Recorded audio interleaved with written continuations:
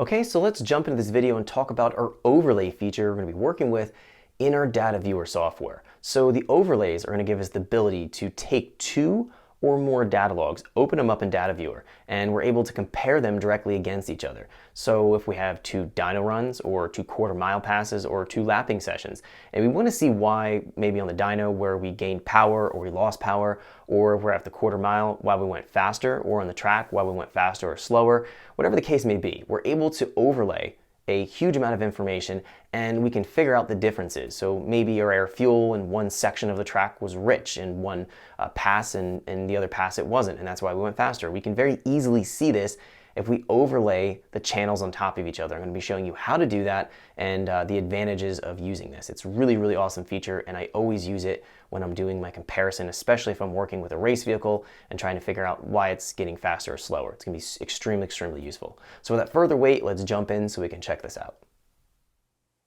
Okay, so let's get started. We're going to be taking a look at working with our overlay feature in our Dataviewer software. We're going to be finding the overview is going to be invaluable for comparing two different dyno pools or two different passes the quarter mile or even two different lapping sessions. We're able to review the data and then figure out why we went slower or faster or why there's a power difference when we're tuning. So this is going to be something that we are not able to accomplish in our ESP software here. If we go and play back a data log, it's only going to be allowing one log to play back at a time. So we cannot go and do more further data analysis comparing two runs together. It's going to be one disadvantage of using this in this kind of software. So that's why we have, or one of the reasons why we have our Dataviewer software here, so we can do this overlay feature.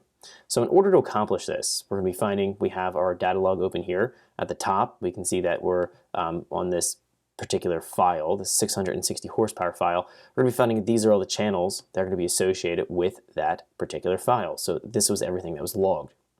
Now, if we want to overlay, we have to open up another log file here. So we can jump up here to Add Log to Current Project, click this, and then we're going to go down into the same folder that we found. We're going to be finding we have all these different files here. I'm just going to select a different run here. I'm going to select the 740 horsepower final pool. Let's click Open.